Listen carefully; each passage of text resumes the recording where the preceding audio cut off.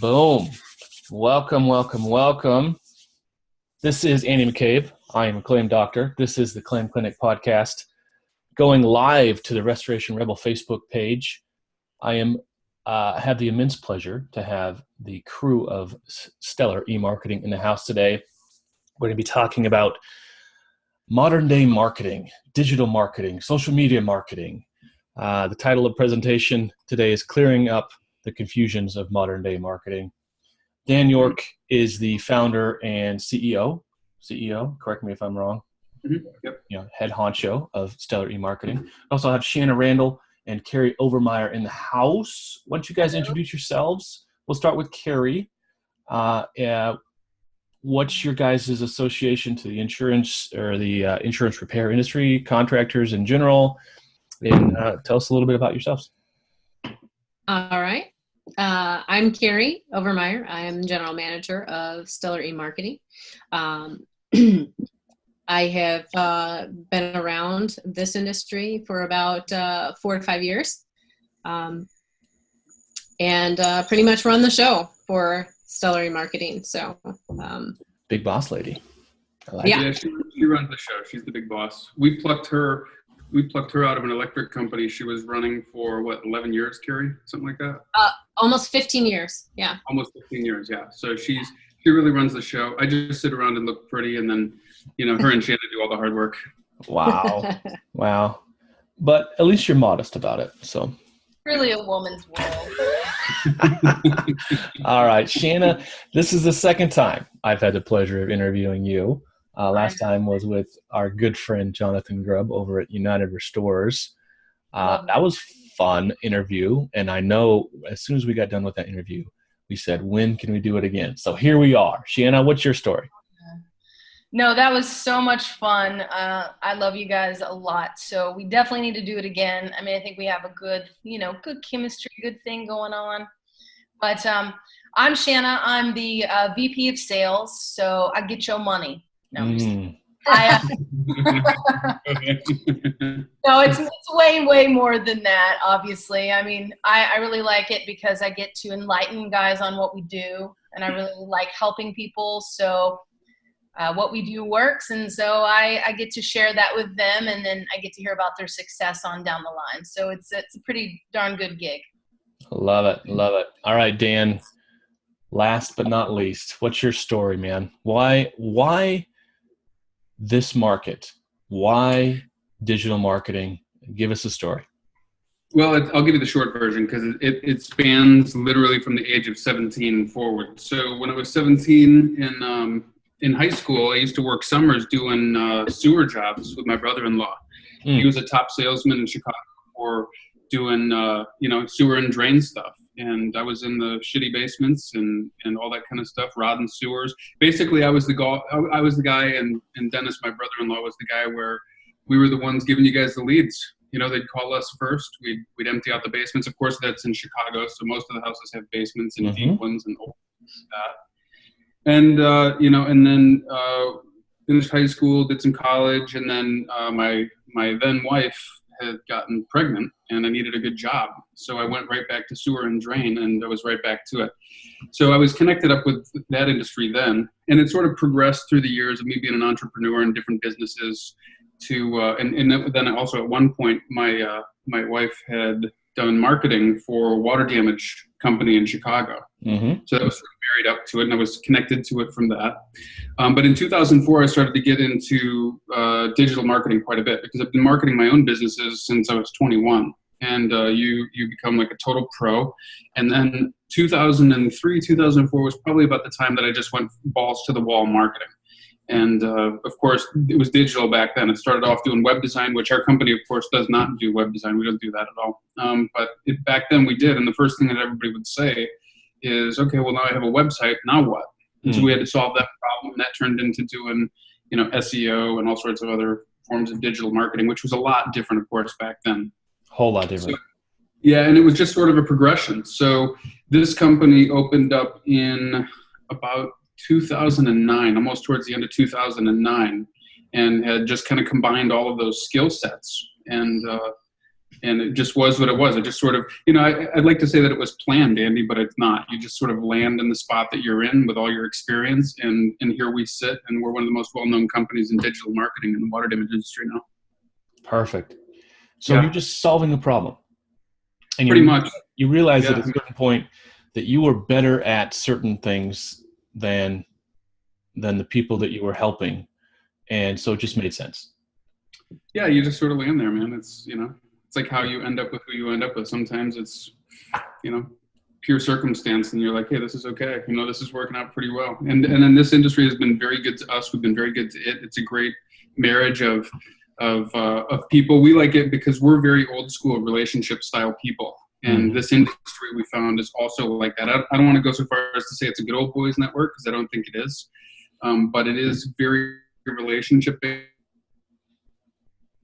It's much more transactional, or much less transactional. Well, in the internet business, dude, there's a lot of what I call burn and churn operations. Yes, lots of them, and yes, and they just sell like wildfire, and they'll be lucky if they keep a client 2 to 3 months, and they bank on the fact that they're going to keep somebody 2 to 3 months. That actually goes into the revenue plans, and they just, like I said, burn and churn. Once they get them sold, they're good, and then they just cross their fingers and hope that they keep them. And we don't really like to cross our fingers. We like to cry and keep them. No, I'm just kidding, but All right, so I don't want to give away too much other presentation. So if you're going to cover this in the presentation, just say so.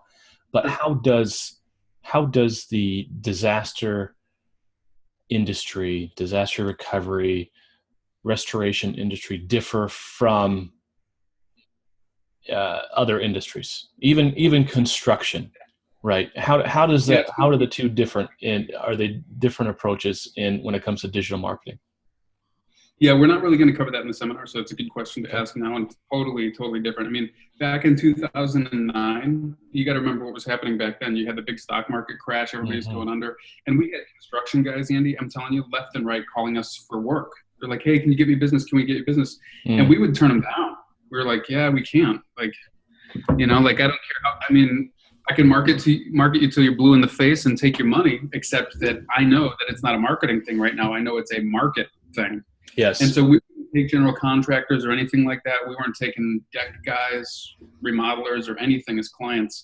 But back then, we were doing water damage as a main focus. And I'm telling you, that market just killed back then. So much so that there was a lot of guys. It's like, you stick a bunch of rats in a burning building and they'll find their way out. There's a lot of other contractors and the guys who do basement waterproofing, all these kind of guys that were really hurting. They all started moving into the water damage restoration space just because, one, they knew there was work there, and two, that they knew the jobs were fairly profitable. So we saw a huge migration of that over a few years back then. Yeah, and back when it was mildly profitable. Things have changed, man. Things have changed fast. Yeah, they really have. But in terms of marketing them, it's really different. You don't you could never market a general contractor or a bathroom remodeler the same as you do a water damage guy. And one of the things that my staff are all trained on, we all know this, we train all of our customers on, is you have 5 seconds to get their attention in an emergency service. And if they don't see what they want to see in 5 seconds, they'll call somebody else. Yep. It is that cut and dry. And our whole program that we design is based on that 5-second rule, and if you screw it up, somebody else gets the call. And sometimes we end up having to tell people what's unpopular, and we'll sometimes we'll tell clients, like, look, do you want to hear what you want to hear, or do you want to hear the truth? Right. And we'll have guys that have just designed a $15,000 website that looks incredible. And then we have to be the ones to tell them, like, yeah, it's beautiful, except that nobody doesn't convert. Yeah, it doesn't convert. Oh, right. Man, there's so much of that. Well, I've been playing with this space for really hardcore for about 5 years, because I went out on my own and realized I didn't have the money to hire out all this stuff. So I've dabbled in quite a bit. My latest obsession is Instagram in-stream video ads. I'm going to try that this week to see if I can't scare up some business for my Xactimate estimating services. So I am familiar with how fast all this changes. We have to keep up. What worked 2 years ago, on Google AdWords is not going to work this year. It's all changing. And what works to convert people once they land it on your website or your landing page or your ad, wherever you put it 2 years ago, what worked then is not going to work now. We've got to continually be keeping up. So let's get into this thing. Let's constant evolution for sure. Let's rock this puppy. Anything you want to say before we get into this? Yeah, I'll just do a preface and roll right into it, and then you guys can interrupt at any time.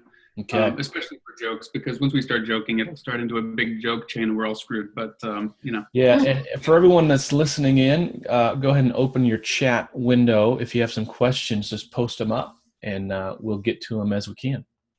Okay, so this I developed for, I was a speaker, I was a keynote speaker, I'd say, correct me if I'm wrong, Carrie, 2 years ago at the Experience in Vegas. Is that right? Yep. 2 years ago? And so they asked me to do a seminar on, some of the major pitfalls that guys run into with marketing in the modern day. And me being a marketing expert, like, by the way, so I say that I'm a PR, marketing, and advertising expert. Those are my real fortes now. Okay, so you do that every day, 40 hours, 50 hours a week for, as long as I have. I mean, you really know what you're doing.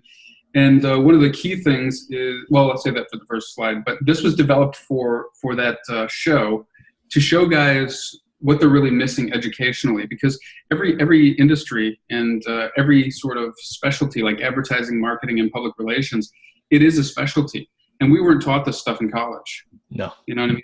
You're not taught this stuff in business. You're going out running calls. You don't know this stuff. And some guys are smart enough to sort of fall into some of the stuff. Some guys don't.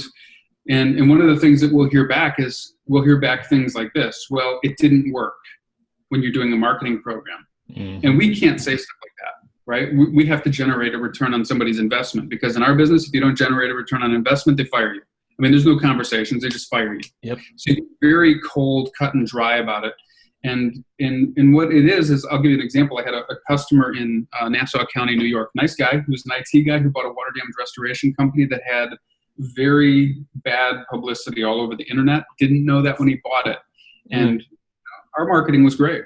What we were doing was great. But one of the stats that I've always worked with, it's pretty old as a stat, it's probably 6 years old now, but I mean, it's probably even more true now, is that 84% of all people who are going to hire a contractor to come in their home for anything will background check you on the internet. Mm-hmm. Yep. Right? So if they do that and they just do a cursory Google search, well, guess what? If you've got bad publicity out there and bad reviews and all that kind of stuff, well, it's going to come back and haunt you, and they're not going to call you. So we'll get more into that in the seminar, but that's what this seminar was developed for, is to give guys the basic education so that they're not wasting their marketing budgets and they're not giving up too soon on their marketing programs of any type, not just what my company sells, because my company does one thing. This would include things that like John Grubb does for pay-per-click marketing, our version of search engine optimization, which is search engine optimization plus the whole conversion program. Guys like Chris Perry, who does the social media aspect of it. What we're covering here, this covers all of those areas, because it all fits into this. And this is the basic understanding that you need. So clear on that? Clear. Okay, cool. So let's get right into it, and I'm going to hit the slide. Is this good? You guys can see that? I got the first one. I don't see the second one yet. There you go. There it is. Okay, cool. So there's a little lag then, about a 5-second lag. Okay, so marketing budgets get wasted, no ROI, because one, the client's non-understanding of marketing and what each part of the marketing strategy is supposed to achieve. So let's stop right there, okay? And take this up one point at a time. So, there's a lot of guys who will do Facebook marketing, right, for water damage restoration, okay? And now it works for something. But a lot of guys will want to go into Facebook ads for purely lead generation for emergency calls. I know a lot of guys that'll do that. Yeah. Right. And now it does work for something, but it's just not really going to work for that necessarily. So, if you just asked yourselves, anybody who's in this, ask yourselves like, okay, well, if you had a basement full of 4 feet of literal shit water from the sewer, okay, where are you going to go? you're going to jump right on Google probably and just go straight to the maps or straight to the top part of the natural results or something like that. You probably won't even click an ad because you don't trust the ads, or maybe you do click the ads because there is a percentage of people that click that. There's a certain psychology that everybody goes through, and everybody's just a little bit different, right? But rarely will you hear somebody say, oh, I went on Facebook to look for a Facebook ad to find my emergency contractor, right? So it sounds sort of obvious, but it's not as obvious to a lot of people who are digital marketing. They're looking for all sorts of ways to develop leads. Now, that being said, Facebook marketing does have a purpose, which you'll learn about in here, and it's important. Okay. So, but the whole point of that is that if you don't understand as the business owner what each part of your marketing strategy is supposed to achieve, you're going to be very short-sighted, and you're going to run into problems when it comes into developing leads for your business. Yep. Right. And there's a whole sequence of events. It's like running a relay race. If you have a 4-person relay race and you skip out the second guy, guess what? You don't hit the end of the race. And marketing is like that. It's a relay race. There's different things that have to be in before you can develop leads. You always have to think like that with anything for that matter. It's like, I could say that for a water damage job. You go in there and absolutely. Before you build that, you got 20 other things that you got to do. You get the whole gig. So that's the first thing. But the second thing, okay, that we run into quite a bit is the agency or the person selling you the marketing program, their lack of a clear explanation and effective execution of that strategy. Now, we like to make fun of, politely, of course, because we're not dicks, but we like to make fun of the sales pitch that happens in this industry with most other digital marketing agencies. And Andy, it pretty much goes like this. They go, your agency sucks and we're awesome. That's about how they do it. Wait, you're not supposed to do that? And that doesn't work? What? Funny enough, it sort of does work. And here's what they do is they take a bunch of words that you don't know, okay? A bunch of technobabble words that might mean something, but they don't know what it means. And they'll take a bunch of SEO technobabble words or pay-per-click technobabble words, and they'll throw them at you. And they'll say, well, your agency's not doing this, and they suck, and we're awesome because we're going to do all this. And then the guy on the other side of the phone goes, yeah, it sounds technical, so he must know what he's talking about. So, and then they do it, and then it doesn't work. Yep. Right. And that's a bit of a problem with the sales process of literally most agencies out there. And then with the problem is then they don't specialize, because I've seen in this space over the last 9 years since I've been just specifically doing our particular thing in this space, there's a lot of other agencies that have tried to move into this space because they see the money that's involved. The contract making money. But I've seen them come in and out about every 1 to 2 years. They come in, they think they can do a good job, they market okay, and then they get all the clients, but then they don't generate phone calls. Yep. Because they're not specialized in the space. The psychology behind somebody who is going to be calling for a water damage restoration job and a plumber is completely different, and you cannot market them the same. And they don't know that. They think, oh, well, we develop leads for electricians for 10 years. We can develop water damage restoration leads. Well, it doesn't really work out that way. So that's the second aspect of the service is different. Not only is the lead generation different, the service you provide is different. The mentality is different. Yeah, it's totally different. And that's the problem that these guys run into is they don't actually know the space.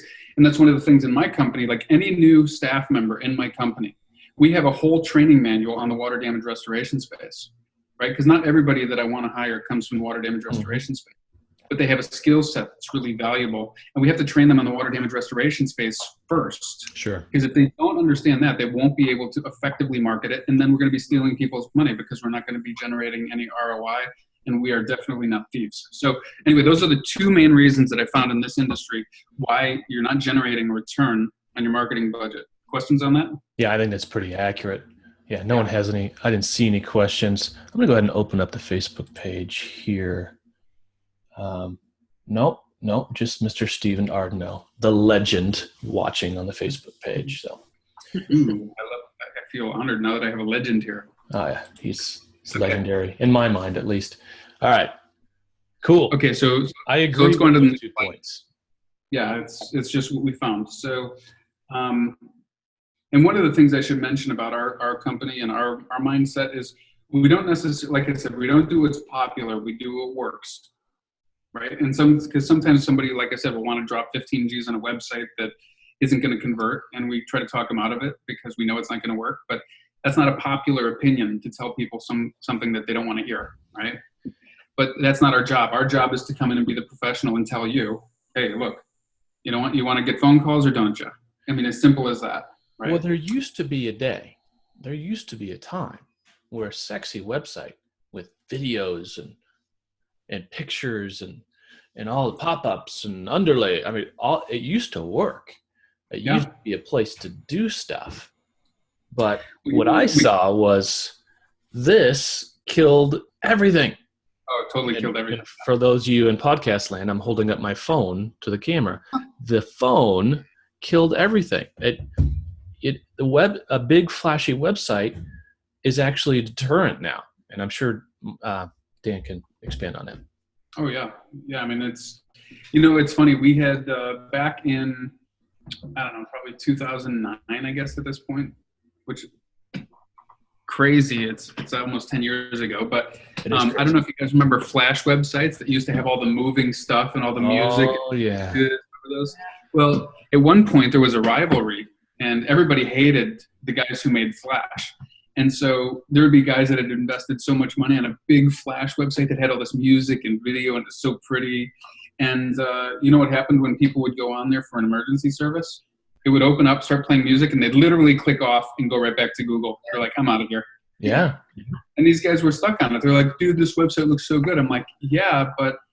And then I would show them a website that looked like it was from like 1996, designed by a high school kid with no art degree and couldn't even do graphic design, that would convert like a mother, right? Yeah. And they're like, no way, I'm not doing that. I'm like, well, this guy is making a lot of money off of that, 1996 high school kid designed website, and you've got this Flash that's just, bouncing people off as fast as it comes on. I did some of my first web pages in Front Page. Remember that one? Yeah. And that stuff worked. I mean, It's funny, Andy, there was I'm not going to say who, but there's, we've worked with and been in touch with pretty much every franchise op you can think of in this space. Okay. And they've all contacted us. We know a lot of them. And one of them used to have this website that was totally hilarious. Okay. It was almost too perfect looking. And then what would happen is two people would walk out onto the screen, one would have a beige pair of pants, and then the woman had like a beige pencil skirt, and they both had white shirts, and they would walk out like an infomercial, like welcome to our... Oh yes, I remember those. And it was really loud, and like as soon as you saw it, you're looking for the X to click off these people around it, right? And then they had all these videos and stuff, and they eventually got bought out by a bigger company, these guys. And I always used to tell them, I'm like, yeah, I get it, you guys spend a lot of money on this, but nobody's calling that, man. Just nobody is going to call that. As soon as you have a big loud thing show up in a guy's face, like, you're just like, I'm out. I can't get off the page fast enough. Exactly right. And we are not anomalies in that. I mean, we're very, similar. So anyway, so this slide, I'm kind of doing about a 5-second break. Of course, my phone's blowing up now that we're doing this left and right, but I'm giving it a 5-second break between page turns just to make sure it catches up. So here we have, in this world of Twitter, Facebook, Google, Yahoo, YouTube, Home Advisor, which, if anybody doesn't know what Home Advisor is, it's a lead generation service. Pay-per-click, other lead generators in this business that we know who they are. What do you do? Which one do I do? Which one does what? What gets what happening? Mm-hmm. There's a lot going on, and it's really confusing. And it's not really anybody's fault. It's just that the industry has changed so much, and the technology has changed so much. But the good news is the underlying tenets or senior points of marketing and advertising have not changed. No. I mean, the same things that worked in the 60s and 70s still work today. The only thing that's changed is the technology. Distribution. Exactly right. So, and that's another point that we find with a lot of other digital agencies out there is they just don't know shit, man. I mean, they know how to digital market, and that's it. They just really don't know the underlying marketing and advertising tenets that make this stuff up and make it work. Like why would somebody pick one company over another company if they're ranked right next to each other on Google AdWords or right in the top of Google? Or why would somebody pick one or the other? Like, you have to know the underlying stuff. And that's what this is going to go over, is that foundation, so everybody knows what it is. Okay. You have to know what people are searching for too. That's right. So that's why I call this next section Marketing 101. Do it. And maybe somebody could give me a thumbs up every time I switch a slide to where you can see it. It's moving. Okay, so the first thing we have to learn is some definitions of words. Okay. Marketing. And I have a marketing degree. Whatever that means. I'm a college dropout, like a mother. Like professional dropout more than once. Oh my God, I was such a professional dropout. Yeah, I stayed in there for some music classes and some business stuff, Andy, and after about 7 or 8 months, I was out of there. So, yeah, I couldn't. Not my cup of tea. So, but marketing, I want you guys to all think about like an umbrella. Marketing is not a specific thing; it's actually a general thing. It's like an umbrella word. Okay, just like saying like water damage restoration is a specific part of the construction business. Construction would be the umbrella word, and then you have construction and drywall and water damage restoration. Not construction, but like water damage restoration, window guys, flooring guys. Marketing is the umbrella word, and it means the total activities involved in the transfer of goods or services, in our case services, from the producer, you guys, or the seller to the consumer, the homeowner, including advertising, shipping, storing, and selling. So one of the key things in here to pay attention to is that advertising is not the same as marketing. And a lot of people these days think it's the same, but you know, if marketing is the umbrella word, advertising is just one sub thing of it. Okay. Yep. And so let's play with this definition a bit. Now notice it says shipping, storing, and selling. So in the case of like Amazon, right? Imagine if Amazon took 6 weeks to send your stuff, like old cereal box stuff when we were kids, you know, it took 6 weeks to get it to your house. Well, if Amazon took 6 weeks to get your stuff there, it wouldn't have any business. Right? Yep. So their shipping is actually part of their marketing process. The speed of shipping is actually part of the marketing process. Okay. Another thing is that sales is actually part of the marketing process, and as a matter of fact, makes up the ass end of the marketing process all the way down to the close. And a lot of people don't know that.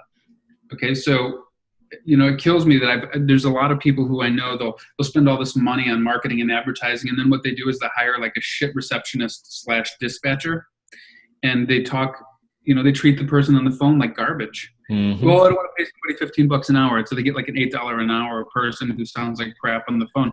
I mean, that kills more. I mean, you're wasting marketing dollars doing that kind of stuff. And that's like the end of the process. And they go, why are we not getting more leads? And you're like, well, your receptionist is an asshole.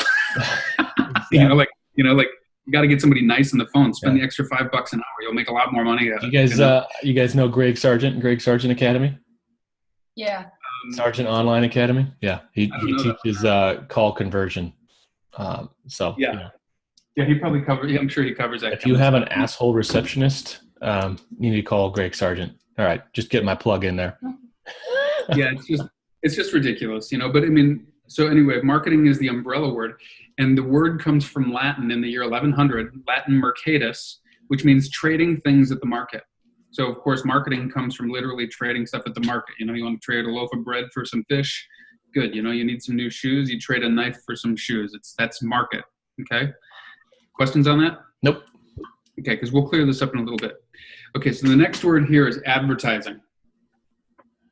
And this is the act of calling public attention to one's product, service, or need, especially by paid announcements in newspapers, magazines, radio, television, billboards, etc. Right? So the key thing here is advertising is doing one thing, calling attention to. Right? And then you got to see the second major point here, which is by paid announcements. So when you see a billboard, those billboards run sometimes $10,000 to $15,000 a month. Well, that's paid for, and it draws attention from all the passerbys on the highway. Well, that's an advertisement then. Or Google AdWords. Google AdWords is an advertisement. Why? Because it calls attention, because it's right at the top of the screen, and you pay for it. You pay per click, right? You can go on Clean Facts magazine and buy banner ads up at the top. Well, that calls attention to. So the purpose of advertising is one thing. You're calling attention to something, and that's it. Right? Marketing is the whole umbrella process. Advertising is actually pretty early on in the marketing process. And again, just calls attention to. That comes from Latin in the year 1375.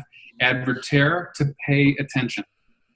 You're familiar with Gary Vee? Of course you know Gary Vee, yeah. Of course, yeah. His signature line is he day trades attention. His whole shtick is finding the cheapest eyeballs, the most effective, most cost-effective eyeballs, and he day trades attention. And it's just advertising in its purest form. Right. Yeah, totally. Now here's the next word. Now this is probably the most misunderstood word, or just not known at all, which is public relations, or PR for short. PR. It's almost there. There it is. There we go. Public relations. And that is the actions of a corporation, store, government, or individual in promoting a thought or feeling about itself to their community, employees, customers, etc. So you got to really look at this from a perspective of what's the purpose of PR? It's getting into somebody's head. Marketing is the whole process. Advertising is getting somebody's attention. And PR is getting a thought installed into their head.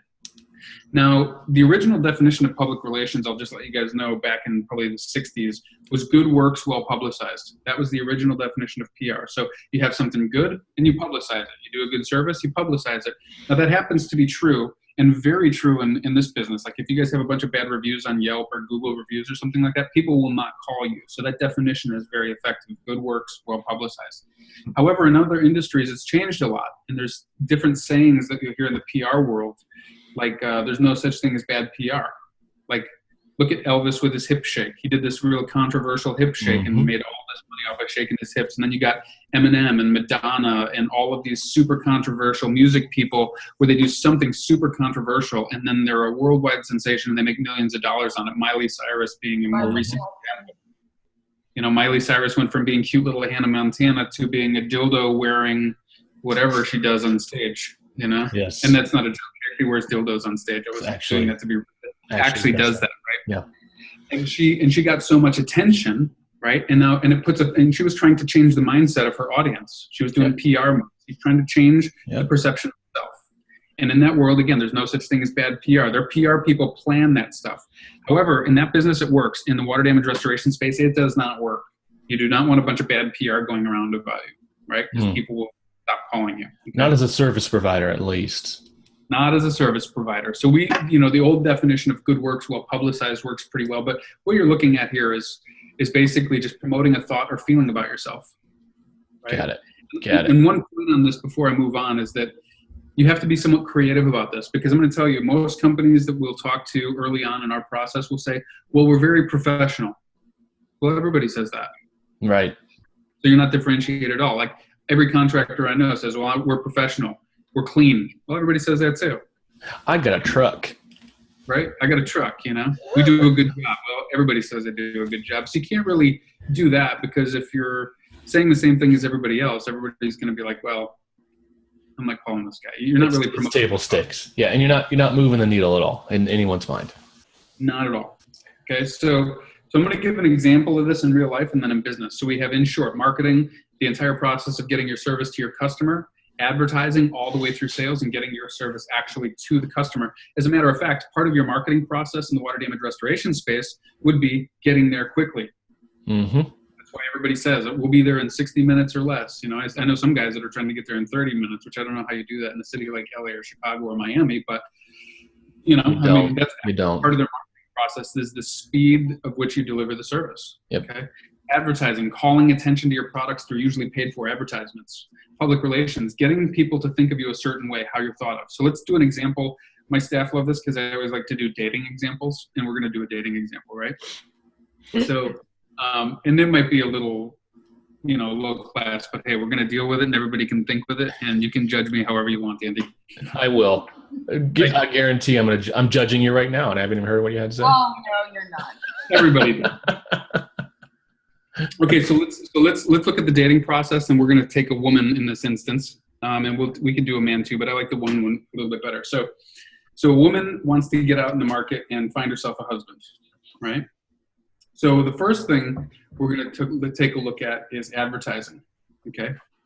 And a woman, let's say that she wants to really attract a man's attention, right? Because again, advertising is calling attention. So what would she do to really attract attention? Raise her skirt up a little bit. What else? Do makeup. Of course, that's a guy's response. Well, I don't know. Well, some people raise their skirt up, but I've never done that before. I don't know. A lot of women do. Let me just ask you this, point blank. What do most men stare at when a woman has it? Assets. Their eyes, definitely, Shanna. Their eyes. Assets. They're assets. Okay. So these assets, okay, they can be sort of installed like new tires these days, right? Oof. Yes, you can buy that. Go in there. I don't know if you're aware of this, but you can buy those things now. You just go in and they just install them and yes. Bridgestone makes them, Michelin makes them. They're really, all the big companies are into it now. So anyway, but the purpose of that would be advertising, because it does one thing: calls attention. Okay. That's an advertising thing. One, they're paying for it. Two, it calls attention, right? And it is part of the marketing process. But now, any guy who knows anything knows that you would never marry just based on that installation. Sure. Fair Right? enough. You don't marry somebody for a body part. It just doesn't work that way. No. So you can see that it's only to get attention. It is not the marketing process, which is the whole soup to nuts process. You know what I mean? Same thing. It could be the same for a guy. You know, there's the term peacocking, where you get all dressed up and you get all fit and you walk around, and and that's how single guys look. They wear their peacocking outfits where they're all flashy, right?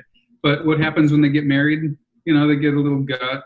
They wear flannel shirts. They they wear sweatpants out all the time. They sometimes don't do their hair. They might not even wear pants. They might not even wear pants. Oh my God, who are you hanging out with, Andy?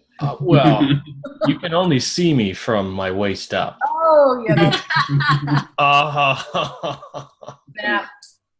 So you see how these are, so that particular thing for both men and women is an advertising point anyway. If it's calling attention to, it's advertising. Done. Okay. But now let's think with public relations here. Now we have to get a thought or a feeling created about something. So let's say that we're about to go on a blind date, okay, with a woman, and our friend set him up, and the woman says she's really sweet, she's got a great heart, and she's just, she's not found the right man. See, that person who's setting us up on the blind date is only trying to get us to think of her in a certain way. We've never met her. We've never even seen her. But we go, oh, well, I guess she's pretty sweet. So let's say in high school, you got a bunch of girls, and one of the girls starts saying, Lucy's a slut. Lucy's a big slut, right? Mm-hmm. But all she's doing is PR. She's trying to get people to think of her in a certain way. And that's public relations right there. Mm-hmm. So, and there's three types of PR: good PR, bad PR, or no PR, which means you could have good things said about you in testimonials, or you could have bad things said about you in negative reviews, or you just have nothing. And bad PR and no PR are both just as bad, and will not produce an effect. So, let's take this dating thing, Hey, so I want to set you up on this blind date with Lucy. Oh, cool. I'd love to. I'd love a blind date. So tell me about her. Oh, I don't know anything about her. What would she look like? I don't know. Nice? I don't know. That's no PR. Nobody goes on a date with somebody like that. Right. Right. It's not going to do it. Right. Or the opposite thing, or the other thing that's sort of synonymous to that is bad PR. So you say, I want to set you up on this date with this chick, Lucy. She's a heavy smoker and drinker. She has a pretty sordid background. I heard she's a big slut. You're not going on that date either. A lot of tattoos on her face. She's got a tattoo on her face. She looks like Charles Manson. Right? Yeah. So you see, this is all just introducing thoughts, okay? And then when it comes to marketing, now marketing again is the whole process. So, for the girl, she's got to get the makeup on. She's got to look pretty. She's got to, be dressed like she's on the market. She's got to keep her place clean. You got to go on the first date. It's going to be awkward. And then you go on the second and third date. Then you got to get into a relationship. And then you move in together. And then you get engaged. And actually the marketing process in that relationship is not really done until the deal is sealed, wedding done. Mm-hmm. That's how long the marketing process is. Okay, so for a business, it's not any different. You got to generate good PR, not have no PR, right? Or bad PR. You got to do advertising to call attention to yourself, and you have to run the whole marketing process through. Now, here's the thing that most people don't know, which is going to be critical, which we're going to learn here, is there's a sequence to doing that correctly in a right order. And most people don't do the right order. They'll do it out of sequence. It's like, imagine asking a woman to marry you on the third date. Well, she's going to say no. Right. Right. That's like generating a lead. Guys are like, well, this should have worked to generate a lead. And it's like, well, no, that's asking a woman to marry you on the third date. And the folks that they're doing advertising on Facebook thinking it should lead straight to a job. Yeah, it's not going to, Facebook has a total purpose. Yeah. Back to Gary Vee is you're walking up to a girl saying, "Hey, nice hair. You want to go in my back seat?" Yeah, it's just right. You're really shortcutting the process. Yeah, very shortcutting the process. You're not going to get the sale that way. Let's get into that. Go ahead. Yep. Here we go. Okay, so next thing is, how does this all fit together? Okay, and then again, I'm going to give it a lag here so you guys can see that. Oh, we got it. Okay, How cool. does it So all this fit is together? this is the sequence right here. Okay, and this is a phrase that you hear in the public relations world that you just cannot forget. PR plants the seed, marketing waters the crop. Okay. You can water dirt all you want, but unless there's seeds in that dirt, nothing's growing. Okay? And all of your marketing efforts, and I mean all of them, postcards, good dispatchers, SEO, pay-per-click, Facebook ads, if you're doing Instagram stuff, you know, all of that stuff. If you're doing outbound marketing, if you're doing lead generation, any of this kind of stuff follows this law. This is like a law in our world. PR plans. Is there such a thing as neutral marketing, PR? I mean, neutral PR? I would suppose so. Like, you don't have anything good and you don't have any bad. I would more put that as no PR, which I think is just as detrimental as bad PR. Because Well, I mean, it's. Let me give you a quick example, if I can make it quick. Very major player in our market. They're one of their top presidents sent out a memo to all their employees saying, unfollow Andy McCabe on LinkedIn. And he didn't. Wait, so he said to unfollow you? Oh yeah, and sent an edict to all their. I think they had 30,000 employees. Are they just jealous of your good looks, or what's happening here? I think it's what it is. It's my patchy beard is what really You know what it is? draws Maybe me. it's tight. For people who don't know, just go look at Andy's Facebook picture. I think it's with your wife, and you're like, damn, this guy's a babe. Holy cow! Oh, that was And my then you hippie meet days. Then you meet him in person, and he's like 6'5". So not only is he good looking, he can just beat the total trash out of you. You know. So after this memo goes out to 30,000 employees of this major company in our space, my LinkedIn connections from this specific company skyrocketed. My LinkedIn connections went from, in a matter of 4 weeks, went from 7,500 connections to almost 10,000 connections sitting here today. Well, that's the phrase that I said earlier, Andy, which is there's no such thing as bad PR. But I thought you didn't agree with that. Well, for a contractor. For contract. See, yeah. So I'm not a contractor. I'm more of a okay. If you have a big company like, you know, whoever we're talking about, which I probably know who you're talking about, but if you have a big company like that saying, don't be friends with this guy, well, of course, everybody's going to be like, I got to go check him out. Why not? I'm going to go check. And that's exactly what happened. I was just laughing. I was just laughing. Why? Because they're rebels. That's right. That's right. They're all rebels. They're like, yeah. But, you know, for a contractor, it doesn't work the same way. Right? Okay, fair enough. It's like this. Let's just say you go on to, you need a water damage contractor coming to your house. You open up Google and you see him have 1-star review on Facebook, and then you look over at his Google reviews and he only has like 2-star reviews and all the rest of them are negative reviews. You're not calling the guy. No, you're not. You know, you got to talk. That's why you specialize in a space, because you know all about it. We specialize in this space and we know what works, but it doesn't mean that it works in every space. Every industry is different. Every niche market is different. Right? Got it. All right. So this phrase here, PR plants the seed, marketing waters the crop. You cannot forget this. Okay, and right there, I show a definition of PR right there. Make people think well of me, right? Which is what we need in the water damage space. You need to be well thought of, PR. And then once you get your PR in, then marketing actually works. You're not spinning your wheels. You're not watering dirt. And then you can see, then I sort of put in the sequence of the process here, which is advertising, storing, selling, delivery of your products and service, and sales. You know, sales is usually the end of the process for a lot of people. But in the event of water damage restoration, you have to talk about trip times and all that kind of stuff, because that actually is part of the marketing process. Okay. So, but that is the real sequence of which this stuff works. And if you don't remember this, and if you don't do this, you're really going to have a difficult time. And, you know, they're sitting there, you can sell till you're blue in the face, but if your PR is out, you're fighting against bad PR. Mm-hmm. You know what I mean? Or no PR. Okay. Or no PR. You know what I mean? So we had one guy in Los Angeles, real nice guy, had a company there for some years, and he just really had no PR out there to speak of, no testimonials, no reviews, didn't believe in it, didn't want to spend any time on it. And then when you went to his website, it looked like it was designed by some guy in Bangladesh. Mm-hmm. Thought that, you know, and it was super politically correct. I mean, like way too politically correct. It looked like it would look like a fake website. And we kept telling the guy, we're like, nobody's going to call this dude. You look totally fake in every capacity. You have no background out there in the internet. It comes to your website. It looks like you're just a fake lead generator website, like these guys that cropped up over the last 10 years. You go, nobody's calling you. No personality. And he would just tell us, well, it's the SEO that's not working. And we're like, yeah, no, it's not. Because SEO comes in later in the process, as you can see there. Yep. PR comes in first. Okay. Yep. Okay. So now everybody got this? PR plans the seed, marketing, waters, crop. Okay. So now, how does that fit into internet marketing? Because what I just showed you there were the underlying fundamentals of marketing that, like I said, PR and marketing, they've worked since, 40, 50 years ago. Probably even before that. It's just they weren't as well known until about the early 70s. So how does this fit into marketing? Present internet marketing and digital marketing.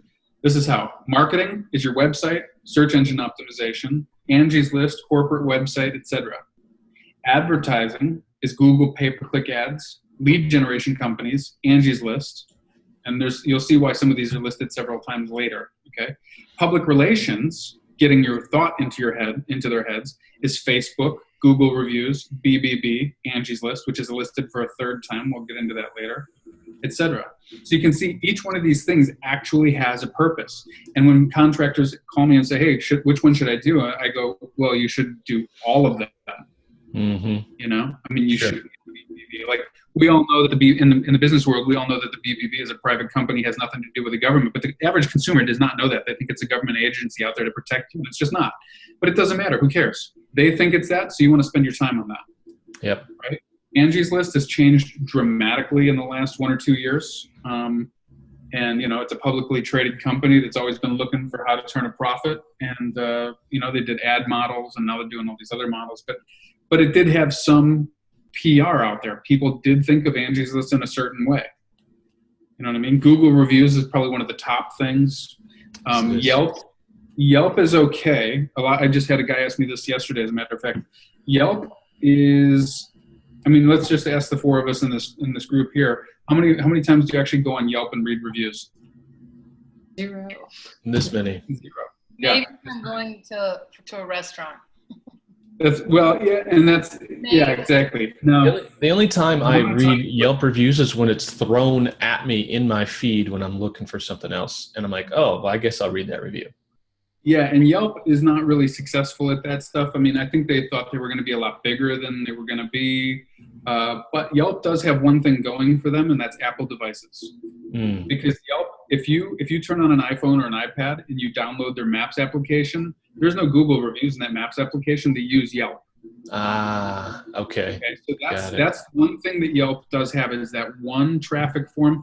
And if I were to predict Apple's future, Apple will probably at some point come up with their own Google reviews type of thing and bounce Yelp right out of there, because they do that all the time. So once that happens, Yelp is going to be really sort of worthless. They do have. Yelp is such a pay-to-play model that totally. I don't think there's a trust there. Well, it's just not worth a lot of money. It is worth a little money. It is worth a little time. But if I were to allocate your attention off of 100% of what you should be spending on PR and marketing, it would take maybe 2 to 3% of my attention. I would put a little work on it, but only that much, and only because they've got the Apple Maps going for them, and they're the review thing in Apple Maps. Otherwise, I don't know where their traffic comes from. Well, that's what I like about. I like tools that have more than one use. I'm a big multi-tool guy. Yep. Google reviews. Not only is that good PR, but it also helps with your lead generation SEO. Oh yeah. It ties into that ecosystem so well that it performs more than one function. Mm-hmm. Yeah. So now I'm going to translate this slide here into my image, okay? And you can see how this is PR plants the seed, marketing waters the crop. Okay. So Google reviews BBB.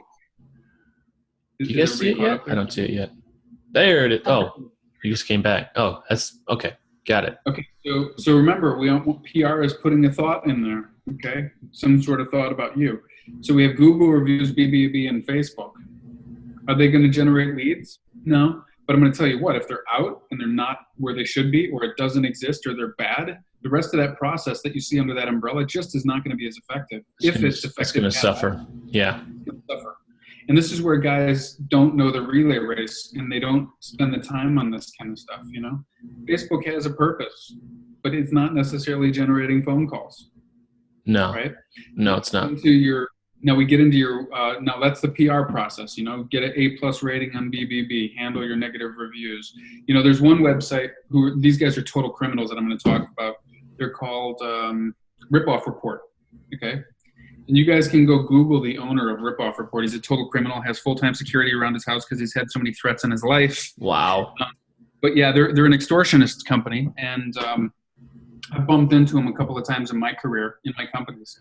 And what happens is if somebody puts a negative report about you on there, they'll never take it down, and then they try to extort $2,500 from you for an arbitration. And then they'll try to do other things, basically just extorting money, and they'll never take anything down.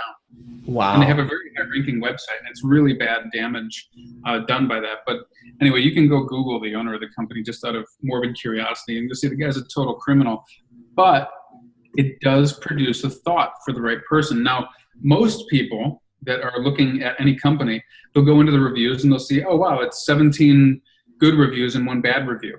And they'll be like, okay, well, there's always that loudmouth, or there's always that one guy who's going to leave a shitty review. There's that one guy that you can never make happy. Yep. Anybody in this thing who's ever been in business, we always know that you can't make everybody happy. And there's always going to be that one guy who's just going to be the turd.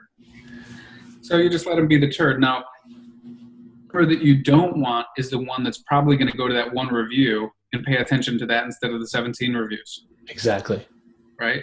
Yes, it's a cool filtration process. You're filtering them out anyway. Exactly. You got it, man. You got it. Some guys are like, I don't want any bad reviews. And I'm like, yeah, you do. You want a couple of bad reviews, because people like me will look at that and be like, well, that's that one guy. Right? But people like the other one I'm talking about will look at the bad review and be like, oh, I'm not calling him. And you're like, thank God. Yeah. So every potential client is not necessarily the best client. No, you have to be intentional. Back to your intentionality at the very beginning. Who is your target client? Who is your best client? What do they look like? And some of these filters can get rid of the people that you don't want to work for in the first place. And I think I think it bears repeating that everything we're talking about today is specific to the restoration contractor space. Definitely. I keep bouncing myself back to my business. I'm more of a consultant to contractors. Not all of this applies in the same fashion to other types of businesses. So, but this does bridge over to our dating lives too. Just so you know, so we can use this on how to generate leads and all that kind of stuff too. I gotta amp my PR up. Yeah, baby. Okay, so. All right, so we've got the PR in the first part of this, Google reviews, BBB, and Facebook, and it definitely works. Okay, it definitely works. Now we get into this first part of the marketing process, which is a website. Anybody who's ever built a website, they're like, great, I have this whole new website. Well, then what? It doesn't do shit. And the other funny thing that I think is hilarious is that a lot of guys will want to, we got to redo our whole strategy. The first thing they start with is the website. You don't start with the website because it's expensive, and you might discover things later in process that you just spent all this money on a website. And that's usually, the website is one of the things we don't handle until later. And we, of course, we don't do that. We refer that to a guy named Alex Donovan, which a lot of the rebels know already. Yep. But, you know, the website is later in the process, the design, unless it's screwed up from the beginning, but that's case by case basis. Then after you have a website, you can do the SEO, which is of course what my company provides. We provide an SEO service that is not just an SEO service, it's an actual marketing process where it works from conversion from Google all the way into your website. But you can't do SEO unless, guess what? You have a website. Got to have a website first, and it's got to be functional, right? And then you can get into like lead generators, right? Like lead generation, you got to look at what lead generation is. Lead generation is advertising. There's no long-lasting effect from it. A lot of times these lead gen guys are not advertising your name. Sometimes they do. They put up little pay-per-click ads, and as soon as you turn off the budget for the lead gen guys, the phone calls stop, and there's no lasting effect, which tells you right there it's advertising. Yep. You know, and I know a lot of guys hate lead gen guys and all that kind of stuff. It's sort of a love-hate thing or a must-have, and I'm not really going to get into that at all, actually. But lead gen is definitely advertising. Okay. Then you get into Google pay-per-click ads, the little ads at the top of the screen, definitely advertising. Why? Because it's calling public attention to you And why is it calling public attention to you? Because it's at the top of the screen. That's where your eyeballs go first. Then we get to your dispatcher, or whatever you call them in your companies. Everybody seems to call them something slightly different, you know? And we already kind of discussed that. And then you get out to your estimator. Well, your estimator gets out there, and then your techs get out there, and then you got the speed, you've got the making sure that they sign up for the job and all that type of stuff. That's all still marketing process, and that's where it lands. So are we clear on this? Mm-hmm. Okay, so this is how that translates. That's how these basic fundamentals of marketing and PR translate into the modern day. The modern day hasn't changed any of the fundamentals, as a matter of fact. Only the technology is different. And I could say the same thing for the phone book days. The phone book, billboard, postcard, door hanger days was the same thing. It's just we had to do it with paper. Now we can do it all digitally, which is actually better and cheaper, as a matter of fact. Yeah, I'm putting together a campaign right now. It should go out today, where I'm using a landing page generated by MailChimp. I'm creating a MailChimp landing page. I'm going to do, like I said, Instagram advertising, in-stream ads on Instagram. It's possible and hopefully likely, because I'm spending money on it, that someone will buy from me. I'll convert someone from not knowing me into a client, convert them, and get money from them, and they'll never see my website. They'll never go to my website. The technology exists now. We can advertise and sell and convert on other platforms without having a website nowadays. That's how fast things are changing. Yeah, you definitely have to keep up, and you know, there's always going to be, like, out there in the business world, there's always going to be the do-it-yourselfer guys that want to do it themselves, which is totally cool. But I'll tell you one thing about me personally: if you see all my sprinklers, if those things go off in my house, I'll tell you one thing I'm not doing is I'm not bringing in the dryers and all that kind of stuff. I got too much. I'm calling somebody, man. And that's kind of how it goes, is you got to really value where your time is spent. Yeah, exactly. Everything has a specialty. So anyway, so I'm going to move on here. Now we're going to practice. Okay. And this is really to just drill in these 3 points. Marketing is the overall process. Advertising calls attention, and PR plants a thought or a feeling about something. Okay. And we're going to do this with all digital stuff. Okay. So, here you have 3 arrows, and these 3 arrows are pointing at Google pay-per-click ads. Yep. All right. So is that advertising, marketing, or PR? Girls, you can play too. We already know all this, so let's have Andy answer. I know. I love how they answer. We already know all this, Dan. Let's see here. Here's the headlines. I'm going to have to read this for the folks playing at home. Yeah, the folks playing at home can answer too, right? On the podcast. Yeah, open up the chat, folks. If you can see this screen, let us know. Is this, so the question is this PR? Marketing or advertising? Well, it's all PR marketing. It's all part of marketing. Okay. It's all part of marketing. Very astute answer. Um, it's more free estimate, insurance approved, 100% guarantee free estimates, 60 plus years of water fire. I see a little bit of PR. What's that? Jonathan can answer, he says. Jonathan can answer. Where's he at? Oh, yes, he can. He's a big cheater, though. He's a big cheater. No fair, John. You do this for a living. This is, well, it's paid for. So technically, and it's getting attention. Jonathan. So I would say it's advertising, but I think it's got a little bit of a PR spin to it. Well, you're totally right. And you're going to see that as a theme throughout here. One of the things about modern day marketing and advertising is it's all kind of meshed together. Yeah. And we've got opportunities to do all 3 things in one spot sometimes, which is a great opportunity, by the way. That is not a bad thing. But You're right. So technically this is advertising. 1, it says ad to the left side of the screen. You can see where it says an ad. Mm-hmm. 2, you're paying for it. And 3, it's at the top of the screen, which calls attention, which makes it technically advertising, right? Now, the next one here is now we're in Google Maps, okay? We've opened up a Google Maps window, and we're on a mold removal company here.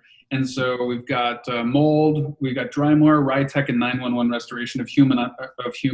911 restoration of human. Wow. Human. Yeah. Let me call my kids to get me some more coffee here. Hang on 1 second. Slow it down, Dan. Slow it down. Drymore, Yeah. Rytech You guys 911. know I'm moving 1,000,000 miles an hour. What do you want me to do? Slow down? I don't know. So on the Rytech, left, Houston those Water, three arrows damage on and the mold left side. specialist. I thought they specialized in hacking other contractors' bills down. They might specialize in that. Sorry, but, was that a low blow? so- Sorry, so on this- Rytech. Are those 3 arrows on the left side PR, marketing, or advertising? Those are advertising. No, you don't pay for it. See, you don't pay for that listing on Google Maps. Well, that's marketing. And I think the Google review, that arrow pointing to the Google review, Oh, we're that's not there yet. PR. Hold on, Oh, let me get okay. to You're correct. I would You're correct. say It's good that he's moving ahead. I am so No, far. Andy, you're too smart at this. You got to slow down. You got I'm to just a slow down, cheater. man. Ah. I know you cheated. So on the left side there, left side, we definitely have just marketing because, those are basically like what you'd see in a phone book 20 years ago. it's a free listing, I mean, yes. anybody could get a free listing, and it's sort of a, nature of the beast. If you don't show up anywhere, nobody knows you're there. I mean, it's just marketing. But you are right. When you go to that 4th arrow on the right there, and you see that review, that is PR. That is public relations, because Michelle Grayson there giving that review changes your thought. Mm-hmm. Okay, next one. What are the odds that Michelle Grayson is a rebel? I think they're fairly high. Okay, so now we have this. So now we have this here. My daughter's bringing me some water. So you guys can all meet Alicia. Hi, Alicia. Thank you very much. Hello, Alicia. There's like 600 people that just said hi to you, Alicia. Don't embarrass me, Dad. So now you're looking at a Google Maps results taken from a screenshot on your iPhone, or Yes. if people who are using Android. So we're looking at basically just the listing. Is that PR, marketing, or advertising? That's marketing. Mm-hmm. It's not calling any particular attention. It's not doing any PR necessarily. It's just part of the marketing process. Got to have it. But you could add a little PR flavor to it by fleshing this profile out. Absolutely. Yes? Is that accurate? Absolutely. So Yeah, you totally could. You put could a do picture multiple on there. I mean, this is We all go free through stuff this. that everyone can do.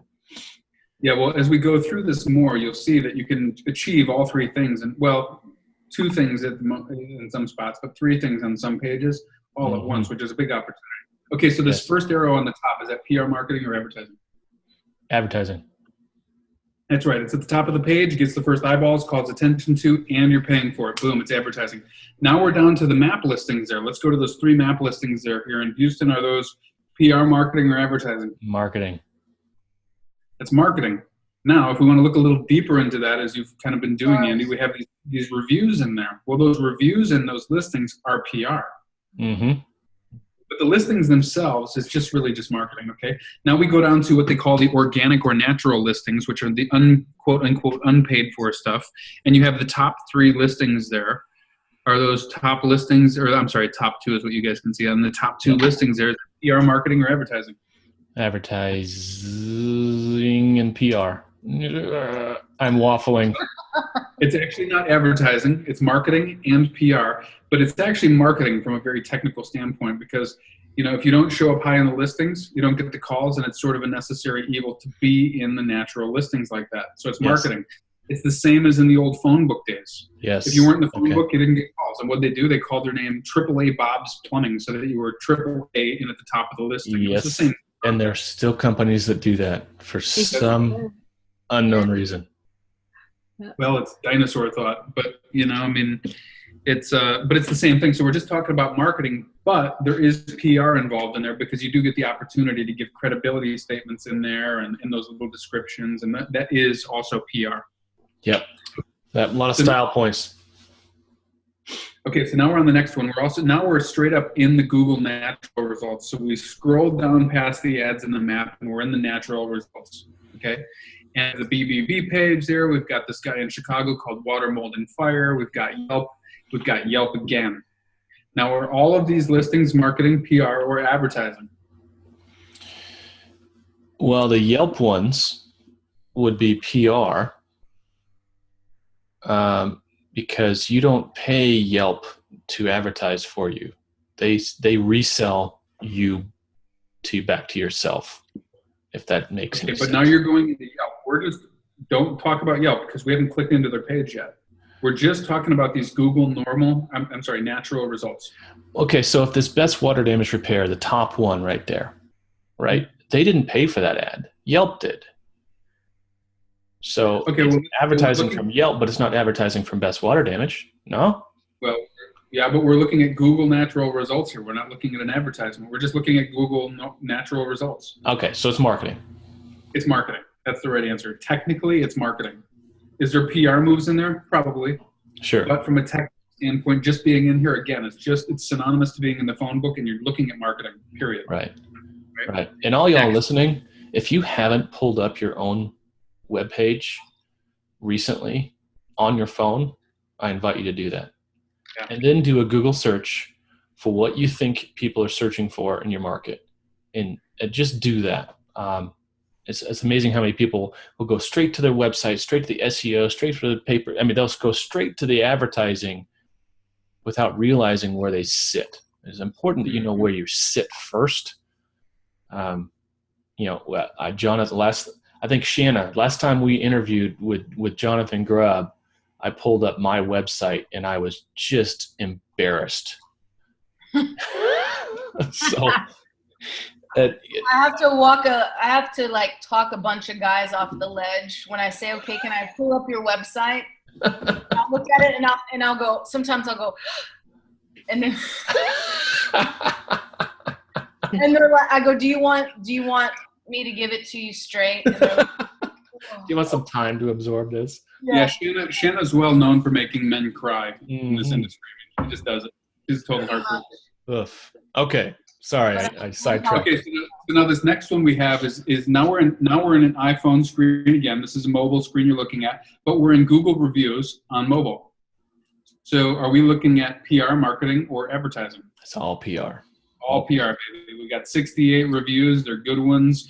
You know, we got all these. We got Brandy Busy Mom, which I'm pretty sure Busy Mom, isn't that like a Iranian name? That sounds Middle Eastern to me. Brandy Busy Mom. But look at this. She's saying, Serve Pro who? Drymore is beyond awesome. You know, I mean, you couldn't get much more PR than that. That is definitely putting a thought into somebody's head. Heidi Bowden, 5 stars. Lisa Campbell, 5 stars, right? So we got all this. This is straight up PR, putting a thought or feeling into your head. Next one. Now we're looking at one organic listing. So I've taken the whole Google page and I trimmed out one particular organic listing to make a point here. So, because normally we would say these organic or natural listings in Google are marketing, except that some of them have stars there. So what are those stars? Is that PR, marketing, or advertising? It's PR. It's PR. And this is why I tell guys you should spend time on your Facebook pages because it shows up like this in Google's natural results. And I'm going to tell you, people see that at a glance and in 1 second. And remember, if they don't get it in under 5 seconds. I never even thought about that. You got to do it. Getting ratings and reviews on your Facebook page. I had never thought about that. Yes. Wow. Okay, you got to do it. That's a PR move. Okay. Now we're going to move on to the next one. We're on the BBB's website now. Okay. Now we have an A+ rating on the BBB's website. Is that PR, marketing, or advertising? Do you pay for that though? PR. No. It's PR. Okay. Thank you. You do pay the BBB for a membership or however they do it these days. But that A+ rating, whether it's paid for or not, is PR. Because if you have an A+ rating on this, and again, we have to ignore all the stuff that we might know about them, that they extort money or that they're not a government site or that they're full of shit or whatever anybody thinks, forget it. It doesn't matter what we all think about it. It only matters what your customer thinks about it. Mm-hmm. And they think the government site set out to protect them or something like that. And it has an A+ rating. Yep. So it's a PR move. Definitely. Right? Definitely. Okay, so now we're on Home Advisor's website. Home Advisor used to be called Service Magic for anybody that's been in this space as long as I have. Mm-hmm. And Service Magic had been around for a long time. Home Advisor, I think they rebranded to that, I don't know, 7 years ago, 6 years ago or something like that. It's been a while. And they advertise pretty well. And Home Advisor, for anybody that doesn't know, they sell you leads, and the leads are relatively cheap. I think they run about $25 to maybe $125. They're just not expensive compared to some of the more specialized water damage lead generators. But now we have a really interesting. Do they still sell that same lead to multiple people? That is true. I think they still do that. I don't know that for a fact. I think you can buy individual leads for more money, but they do take a lead and distribute it to multiple companies if you're only spending like $25 a lead. That's always been their model, is Service Magic and is Home Advisor. So, sure. But anyway, so let's start with the top arrow, because this is where we to what you were talking about earlier, Andy, which is you can do multiple things on each page. Okay, so at the top, we're just looking at its Home Advisor. So the fact that you're using Home Advisor, period, is it marketing, advertising, or PR? It's PR. No, it's advertising, because they're a lead generator. Got it. Right? Okay. If you're using Home Advisor, they're selling you leads. And if you stop using Home Advisor, they stop sending you leads. Right. And you're using it to get short-term leads. It's the, we always use the teach a man to fish, feed him for a lifetime, give him the fish, you feed him for a day. Well, lead generation is feed him for a day. Does it work? Sure. But you're only feeding the guy for a day. Yep. It's advertising. Exactly right. Second arrow goes to his reviews. That's PR. That is definitely PR. So now you can see we've got advertising and PR all on one page. Now you see this coupon, save $250 on insurance deductible, which I think is completely hilarious. Saving insurance deductibles, but they've got it up there. Is that advertising, PR, or marketing? Advertising. That is definitely it's manipulation. You have an ad there. Well, you're right, it is, but the purpose of it is to call attention. Yeah. Right? They're like, ooh, you got my attention, save $250, got my attention. Someone Boom. called my restoration company because I offered them a coupon. God help us. God help me. I do not want that client. I do not want a coupon clipper for a restoration client. I'm just going to put that out there. If you guys were, if anybody wants to take this advice, what I would do is I would design a website with a crackhead on it and have like a literal like South Chicago crackhead and say, our texts do not look like this. Oh, you will get tons of business, I promise. Okay, so anyway, but you can see that we have PR and advertising done several times on one page. You see that? Yep. And one of the points of showing you guys this is it just shows you that today you have more opportunities to do more in less space than ever in history. We're total opportunists today, and it's just really amazing. Okay, so now we're on the IICRC's website. Okay, and you see these little ads. An hour and 15 in. How many more slides do we have? Not many. Okay. About one more, and they're quick. So all when right. do you want to kill? Well, no, I just want to let everyone know that we're close. Oh, here's a Q&A. There's a new window here. Sorry, folks. There's a Q&A. Yeah, I saw that from Jonathan or from William. Yeah. We're almost done with the slides, and then we'll do questions because this is basically just drilling the stuff, and I want to go over a couple of critical ones. But you see those on the right side of the screen on the IICRC's website? Those are ads. Definitely ads. Paid for. They show up on IICRC's website. Simple as that. Those are AdWords, yep. Now we're on Angie's List. Angie's List is a very different beast. So let's start with the top arrow. Just being on Angie's List, is that PR, marketing, or advertising? Advertising, because you pay for it. Yeah, but in a way, it's sort of marketing too, because they've sort of set themselves up as a directory site and all this other stuff, and it's changing a lot. So that one is a little confusing, okay? But now let's go to the second arrow, and where it says absolute water damage in business since 2010. Is that advertising, marketing, or PR? Marketing. Just marketing. I mean, it's like a listing, okay? But now we go to the third arrow down, and it says this business has no ratings or reviews. Is that advertising, PR, or marketing? Ooh, PR, I would say. PR, right on the money. And in this case, it's not positive PR, it's no PR. No PR, yes. Which is going to hurt them. That will hurt these guys. Okay? Well, they just don't have any Angie's List reviews, but okay. Well, chances are they don't have many other reviews out there either. But you're right. This is Angie's List reviews. So for the Angie's List audience, they're going to be like, I'm passing. I'm going to find somebody who spent time on reviews. Right. Now we get this About Us thing here. Is that advertising, PR, or marketing? PR. Yeah, now that's an interesting one because it's a little PR and a little marketing because it's marketing in this sentence. Absolute Water Damage is a 24-hour emergency flood response company. Okay, cool. Got it. We are family owned and operated. Well, that opens up a thought. Okay. We have over 20 years experience with flood and water. Now you're saying a credibility statement. That interjects a thought. So that's a PR sentence. And then here's where they start to slide in advertising. As an incentive to new customers, we offer 50% off your insurance deductible. Now they're trying to throw in advertising. So these guys are kind of confused as to put what where. They try to do it all in one spot. Maybe they did it effectively. Maybe they didn't. Their phone call volume coming from this would tell the tale right there. But you can see how each thing is sort of interspersed in here, you know? Okay, so now we are on a Facebook page for 911 restoration, which is also very interesting. Okay, so the first arrow at the top, it's just pointing to the fact that they have a Facebook page. Is that PR, marketing, or advertising? Marketing. Marketing. No, I'm sorry, PR. Facebook is PR. Oh, right? Okay. All right. But, I mean, okay. Facebook page is technically PR because you put a thought out there and get people socially interacting, and it puts you out there as an authority or on their mind. See, right? I think of Facebook, I mean, it's a free platform with a free page. I look at it like the old white pages. It's a listing. Well, you could think of it that way, except that we have to look at it from the water damage restoration space alone. Okay. When somebody's going to look for a water damage contractor, nobody does that on their free time for no reason, except for contractors themselves. Right? Exactly. I mean, nobody looks for these guys unless what? The shit has hit the fan, literally and figuratively. That's right. And will they go here to find them? No.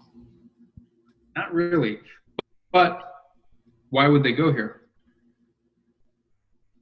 Because they got drawn there from a click on Google? I don't know. Why would people visit those pages? Well, let's look at it. Let's play with the heads of our customers for a second, okay? So there's reviews. Okay. Yeah, there's reviews, which we'll get to in a second. But if I wanted to go onto somebody's Facebook page, I'm going to invite somebody into my house that has damage. What do I want to see? I want to see pictures of the people that are potentially coming into my house. True. See, we're talking PR. Facebook pages are definitely PR. Now, Andy, you are right that they're using different things in Facebook, but overall it's PR. I want to go look at pictures of the contractors. I want to see their staff. Do they look like a bunch of criminals that I'm about to invite into my home? Right? That's PR. Okay. And with these articles, why would you write articles? Well, you're trying to establish yourself as an opinion leader or an authority. That's all PR. Yep. All PR. Okay, so the overall purpose of a Facebook page is PR. Now, not that it can't generate other things, because again, these things cross. Okay, so now we have the second arrow, which is the reviews, which of course is PR. Yep. Okay. Now we have this third arrow, which is pointing to an article. Do-it-yourself repair is best left to professionals. Now, will this article generate any leads for anybody?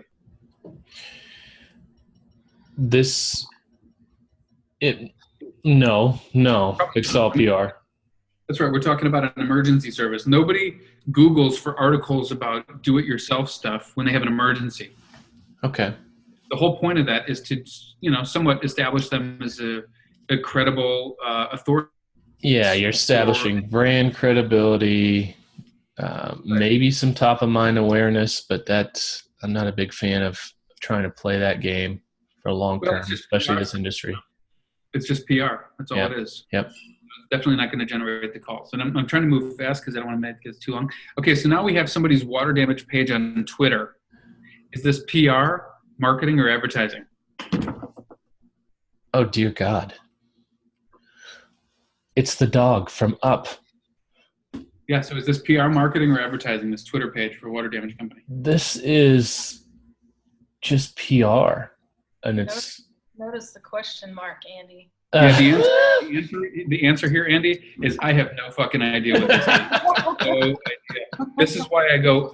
First of all, on Twitter, who follows tweets from water damage companies, except for maybe other water damage companies? Other water damage companies. And so I go, well, it's not advertising. And I go, maybe it's PR, but who follows the PR on Twitter of a water damage? I mean, emergency services you only think of when you have an emergency. So why would you waste time on this? And then, and then I hear people arguing. They're like, oh, my Twitter campaign's amazing. And I'm like, I don't know what it is. Is it PR, marketing, or advertising? I hope it's PR, but I just don't know that it works as PR. Like, do you know anybody that will back check a company and be like, well, let's go to their Twitter page. Let's check their Twitter feed. I know, yeah. If their Twitter feed sucks, I'm not calling them, you know, like it just doesn't really make a lot of sense. I think it has a purpose for different industries, but personally, if I was running a water damage company, I would spend literally 0 time on this. Unless you're a salesperson and you use it for prospecting. Well, you can mine for prospects and you actively fish, but it's not going to be a passive lead source. Well, I'll tell you what, I will definitely say, Andy, that is out of my forte, and I don't know how to do that because, you know, like I have my skill sets. Prospecting off of Twitter is definitely not one of them, and if somebody ever showed me that, it'd be like, that's kick-ass. But I don't know how to do it. Oh, it's fairly simple, but cool. it's region by region, and it's a keyword search, and then you start a dialogue with somebody. There's a little bit of relationship. Yeah. Anyway, it's okay. So we got one more slide here, and then there's a recap slide, and we're done. So the yellow pages, which the yellow pages, by the way, had such an opportunity to just destroy the whole industry, but they were so late to the market, and Google just mopped them up. And yellow pages does everything in one page. At the top, I'm pointing to just the fact that you're on yellow pages. That's just marketing. Yellow pages is just part of the marketing process. But then you see Bob's Construction in the second arrow there. And it even says in the bottom right of his thing, it's an ad. So you pay for a priority placement there. Yep.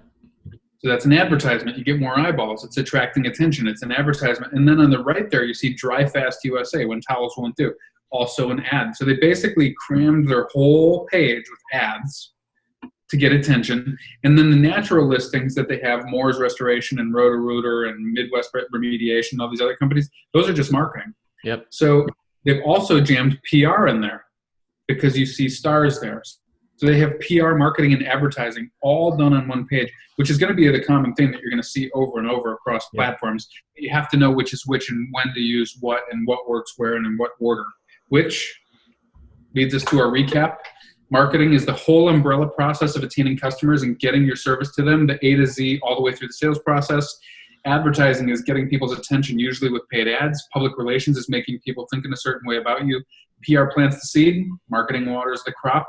PR is Facebook, BBB, Google reviews, etc. Advertising is lead gen, Google pay-per-click ads. Marketing is your website, SEO, the whole process of customer acquisition and getting your service to the customer. All right. That's the whole soup to nuts, Andy. Let's answer a couple questions, and then let's think about, while we're answering this question, I want you guys to think about, let's give a takeaway. Let's give something folks can take away today, implement in their business for immediate results or semi-immediate results. But first, Jonathan Grubb.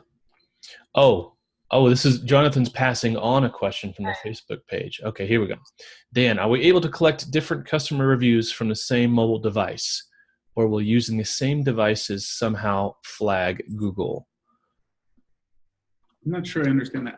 Can I collect different reviews from different devices? Is that what he's asking? Yeah, and I think the mechanics of collecting the review, I think he's confused on. We're not putting our phone in the customer's hand and say, "Hey, give me a review."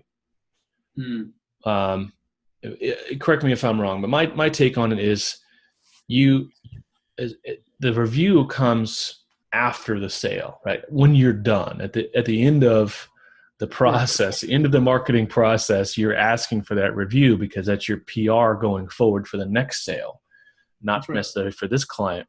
So I would say, however they found you, and that you need to ask that question of, as part of your marketing as well, as part of your sales process. How did you find us? Oh, I found you on Facebook, or I found you on Google. Hey, would you mind giving us a review? Now, if they say yes and they go do it, then they're going to choose whatever platform, right? It's not about what mobile device you have in your hand at the time, because they're not going to use your device to do the review. They're going to use their own device. Now, if they don't know where to leave that review, then you guide them. You say, hey, go to the Facebook page, or go to Google here, and you email them or text them. Here. So I've got a text coming through. I don't know if you guys know this, but my VP of technology, who's a literal genius, by the way, her name's Dana Franks. She's listening in right now, and she just texted me right now. She said, no, it's not good to gather reviews from one device anymore. She says Google will flag that. Right. Yeah, because it looks like the same person is giving reviews. Yeah. What are you going to do? Ask them. I wasn't getting. I follow the question. Like if you're walking around with an iPad doing reviews with a customer from one device, I get it. I get it. Yeah. So Dana again, who's the resident genius in our company, who's behind all of our programs, she's saying that will be flagged from Google. I didn't totally understand that question. Now I do. Okay, Right. cool. Yeah. So the answer to that is Google will flag that. So don't do one device. Okay. I've got a couple more questions. Thanks, Dana. Bob Timmel says we're providing customers with a QR code to make one it more easy thing for on them. that, Andy. One more thing is she's saying the best thing you can do, or one of the better things you can do, is just text a link to somebody for a Google Maps link. Just Yes. text to their device so you get all the different devices coming in. Very simple, very Yes. AB. Yeah. And more things are happening by text nowadays too. Yeah. Bob also asked, is this being recorded so we can listen to it later? Yes, Bob, it is. Babyface Bob Timmel, don't ever play poker with that man. Ever. Ever. Just saying. Okay, I don't see any other questions there. Let me hop over to the Facebook page. Restoration. Well, Bob Timmel has one more question there. Go ahead. He said, we're providing customers with a QR code to make it easy for them. I should that Well, more that's a than good idea. I mean, I thought that every time you made a QR code, somebody killed a kitten somewhere. So yeah, I've been opposed to nobody that. really wants to kill kittens. You know? Nobody likes killing cats. Yeah. Yeah, but I do want to say that, as far as getting Google reviews, you always have to make sure you give them the easiest way to it as possible. If you can provide them with a direct link, provide them with a direct link to make things easier on you. Right. So if a QR code could work, but you're also relying on your customer to download an app or open a QR reader app on their phone. How to use it. Yeah. Know how to use it. That's a good point. A clickable link in a text or an email is a whole lot easier, in my opinion. Okay, I think we're out of questions. I don't see any lingering questions. All right, so let's give these guys a takeaway. What should every restoration contractor in this space be doing to get their phone to ring? Here's the takeaway is that a lot of what people screw up in their business isn't stupidity. It's just pure ignorance. They just don't know it. Mm-hmm. Right? Mm-hmm. And they really have to spend the time. Like some of my most successful customers, I mean, we've got guys that have been with us for 8 and 9 years now. Okay. And one of the reasons why they're so successful is, they're using us for a portion of their thing, but you got to realize what we just learned there. My company only does one of those things. Right. Right. And you have to do all of them. Each one of those things is a specialty. So you really have to do all of those things. And people think one of the common things that we'll see, especially in this market, it goes up and down a lot. There's a lot of seasonality to it. And you'll see guys like, oh, money's tight, so I'm going to shut down my marketing and my PR. And it's like, well, why don't you just hammer that final nail into your coffin? We've seen guys like that go out of business long ago, right? Yeah. And we have a different viewpoint on that. And that viewpoint is when the market goes down, you ramp up your PR and marketing. And what happens is when the market comes back up, all those other guys that did that are gone. And you can take the position as a marketing leader. Yep. Exactly Exactly right. Eric Funnell asks, how do you set up Google reviews? Does it happen automatically? Yeah, it's a piece of cake. You just go on your Google account and your business account and places, and the reviews is actually part of it. Like you set up your account, it walks you right through the process. It's totally brainless, and then you'll see the reviews portion in there where it says no reviews, and then you can actually click on it and say add a review, and that's the link that you can send to people. If you haven't claimed your Google Map business, you need to do that. If you haven't set up Google My Business, it's called Google. It's Google My Business. If you haven't set that up, you need to set that up. Once again, that's free. There's a lot of good PR you can do on page for free with that. But once you have that set up and you show up on the web, Google's going to send you a postcard to verify that you actually have a business at that address. It's going to have a little code on it. I've done that for every single business I've set up, and it's pretty slick. But yeah, once it's set up, it is fairly automatic. Do you have Dan? Do you have a contact information page in this presentation? No, but it's really easy. All right. Then stop sharing your screen. I'm gonna unshare your. Oh, I can't do it. unshare your screen so we can. I don't know, Carrie, can you do this? Me and Andy are going to look like dinosaurs while you do this, okay? But I mean, it's really simple, guys. Like, to contact our company, just Google water damage marketing. Literally, if you Google water damage marketing, water damage advertising, water damage internet marketing, we're page one, number one for all of the top searches. I mean, you can't not find us. It's water-damage-marketing.com. But like I said, just Google water damage marketing, you'll see us. Stellar E-Marketing is the name of our company, but that's our main website in this space. Perfect. Okay, so I have to approve something, Carrie? Hang on. I can't even see my mouse. Look at, I can do all this marketing stuff, but I can't control a PowerPoint. Well, I'm a big fan of contractors taking their destiny into their own hands, and a lot of that has to do with getting your own leads. This industry especially is susceptible to the whims of other people that we have no influence over, i.e. carriers. We cannot control carriers. We cannot control insurance programs. Too many contractors get on these programs for the allure of these automatic leads. I don't have to go out and do marketing because Contractor Connection is going to give me all the work I ever need. Well, what's happened is over the years, the profitability has gone down. The overhead burden on these to run these programs has gone up. So if you really factor in what they call advertising costs, right? They charge you at 8 to 10% of whatever your revenue is to be on these programs, plus the added administrative burden to be on third-party administrative programs. It's so much cheaper to do your own marketing, period.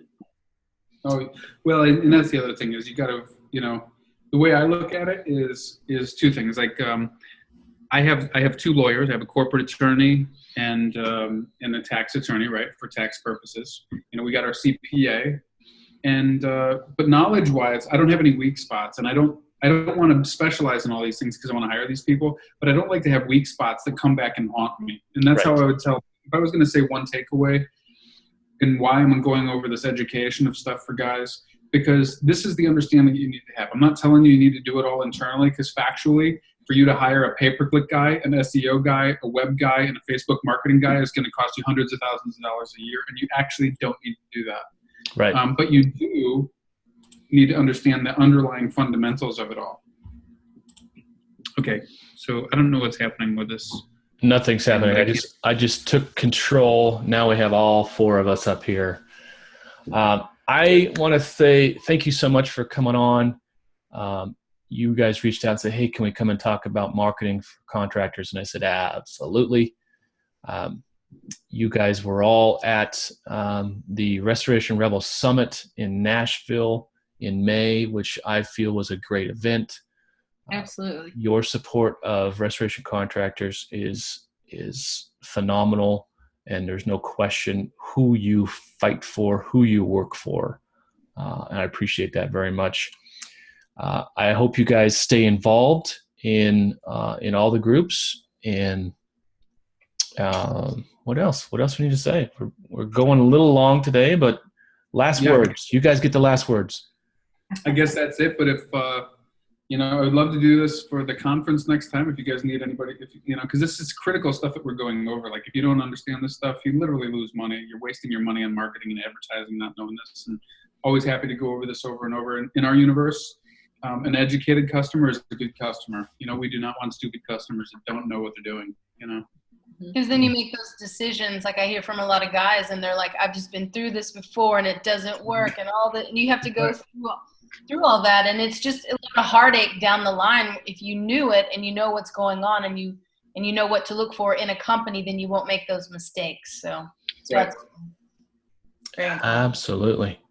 You guys have a dream team over there. I gotta say, I always brag about all my guys. I'm telling you, I have like the best staff that I've ever had, and these guys are all total winners. I mean, they're really. I have staff that lose sleep over client programs. I mean, you can't buy that kind of. They lose sleep. So, definitely the best team that I've ever worked with. It's hard. All right, Carrie Overmeyer, Shana Randell, Dan York. Thanks for coming on McLean Clinic. See you guys next time. Thanks, Andy. Good seeing you, man. Thanks.